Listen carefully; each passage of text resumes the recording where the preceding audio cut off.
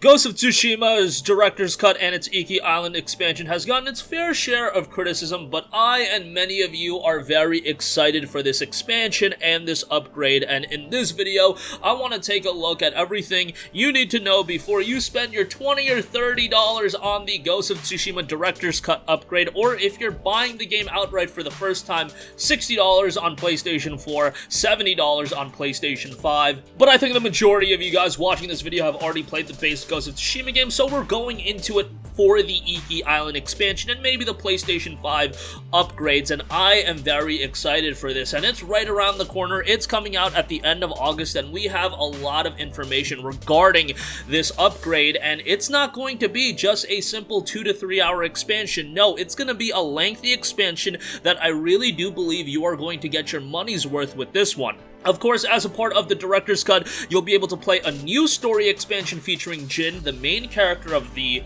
original game, set on Iki Island with new locations to discover, characters to meet, tales to complete, and more. The PlayStation blog notes Jin's journey begins when he discovers that a mysterious Mongol tribe has gained a foothold on Iki. They are led by a revered shaman. As both a Khatun and a shaman, she is not only a conqueror of nation, but also a shepherd of souls, and the danger she presents to Jin and his people is unlike any they have faced. If you're familiar with Ghost of Tsushima, yes, the main story component is incredibly compelling, and I had a great time going through that, and I'm sure you guys enjoyed it, but if you're one of those people that also did a lot of the side content, the character quests, you know that Sucker Punch doesn't play around with its additional content. They don't just make this extra content just slapped on additional content to pad playtime. No, the additional content that was in that base game where you were doing side quests was incredibly compelling and had a strong narrative in its own right. So if you think that they're going to be charging for this expansion and not attach a compelling narrative to this as well, you are absolutely out of your mind. I think it's safe to say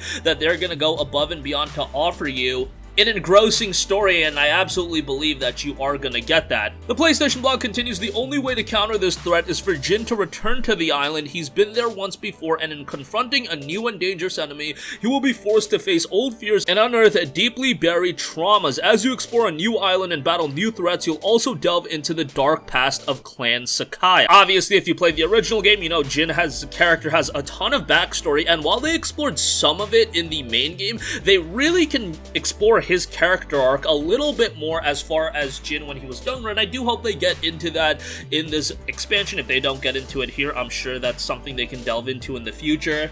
But it does sound like we'll get glimpses of that in this expansion. As also noted, our semi-fictional version of Iki Island provides a stark contrast to Tsushima. It is a wild, lawless land of raiders and criminals, scarred by memories of war and fiercely independent. The samurai have not been in control there for decades. Skilled though he is, Jin can't take on the Mongols alone. Obviously, this is reminiscent of what happened in the base game. He'll have to work with or around a coterie of unsavory characters to take the fight to the Eagle. The cost of failure is too high. If the Eagle and her tribe subdue Iki and muster the support of its people, Tsushima and the rest of Japan will be in grave danger. The stories you find on Tsushima are filled with action and adventure. The same is true for Iki Island. In the fight to save Iki, Jin will encounter pirates and smugglers, mad monks, and haunted caves. There will be new legends to hear and new techniques to learn. Jin will have to bring all his skills to bear to defeat this new enemy. So obviously, outside of just a new narrative arc for you to discover, there is going to be new abilities. There are going to be new techniques, new enemy types. So this is a lot of content that is being added into this Iki Island expansion. It's not just the content slapped and pasted from the main game. Obviously,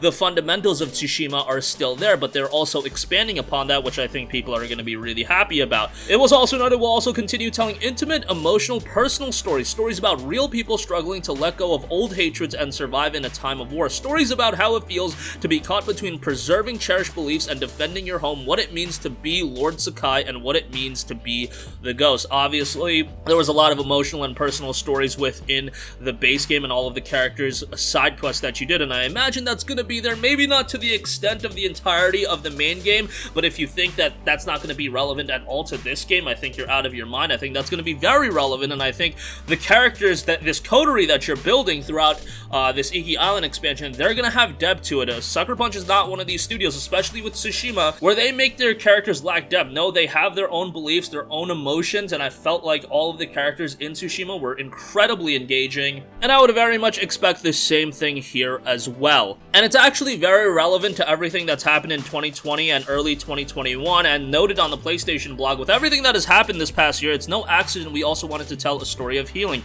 and we felt this would pose a unique and compelling challenge for Jin. We all suffer wounds, from the humblest farmer to the mightiest Jito, wounds from the past that we carry with us, and the thing about a wound is that you can't fight it or stealth your way around it. Ghost weapons and samurai techniques won't help, a wound can only be healed. Wow, they're going like super emotional with this, and from that standpoint, and I would expect a roller coaster of emotions. They conclude the PlayStation blog by noting, "We are also thrilled that you will once again be able to experience our world through the eyes of Jin Sakai. It was a joy and a privilege to write for such a gifted cast. Some you will recognize and some will surprise you, and maybe both. There's so much more to tell, which we're excited to share leading up to the launch on August 20th. That's directly from the PlayStation blog. Now, there are also a lot of rumors and leaks that are surrounding regarding some other elements of Iki Island. I'm not going to go into that, but the rumbling is that this is going to be, you know, a 15 to 20 hour expansion. So again, if you do assess the expansion as a $20 expansion, that is pretty good. I understand the complaints of people thinking that the PlayStation 5 upgrade should be free, and I agree with you on that. I don't think the PlayStation 5 upgrade should have that bumped up price of $30.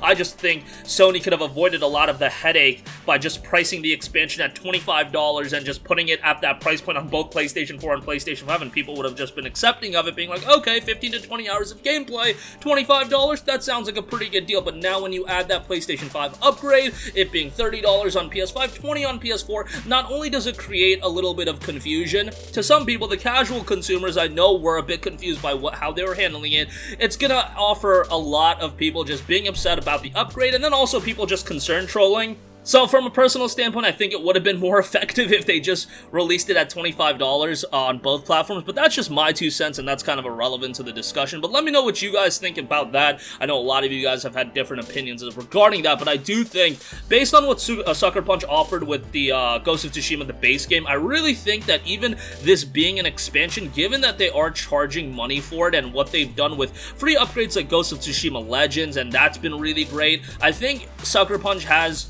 that belief in themselves that if they are going to charge for content for a game, they're going to offer you something really compelling. I know Infamous Festival of Blood wasn't that great. I kind of enjoyed it, but that was like a decade ago, and even then, that was like $10, and I still kind of enjoyed it. There's also minor additions to this expansion that I find rather cool. The Twitter account for Ghost of Tsushima put out, Jin can find animal sanctuaries across Iki Island where he can play soothing melodies with his flute to tame various animals. Once they've been calmed, Jin can return to pet them as often as you'd like. Cats are just one example of this. Jin will also be able to visit various deer sanctuaries across Iki. Minor additions like this obviously isn't going to compensate for the entirety of the price point, but a lot of minor additions like this that enhance the overall experience and just make it a more engrossing and immersive experience, I think that's a great thing. And if Ghost of Tsushima's Iki Island expansion is going to have multiple elements of this, that is an awesome thing, and I hope to see that. But nevertheless, let me know all of your thoughts on Ghost of Tsushima, Iki Island, and the Director's Cut. To reiterate, base game on PlayStation 4 is now $40. If you have the PlayStation 4 version already, you can upgrade to the Director's Cut on PlayStation 4 for $20. If you want to upgrade from the PlayStation 4's base game to the Director's Cut on PlayStation 5, that'll be $30. If you decide to upgrade to the PlayStation 4 Director's Cut, and then eventually you get a PS5 and you want to upgrade to the PS5 Director's Cut, well then that'll be $10. And then if you want to buy the Director's Cut outright while not owning the game, base PlayStation 4 Director's Cut will be $60. Director's Cut on PlayStation 5 will be $70. So I feel like I covered all spectrums as far as pricing goes. Hopefully you guys were able to follow. But let me know all of your thoughts on Ghost of Tsushima, Iki Island, the Director's Cut, everything like that in the comments section down below. Thank you for watching, and goodbye.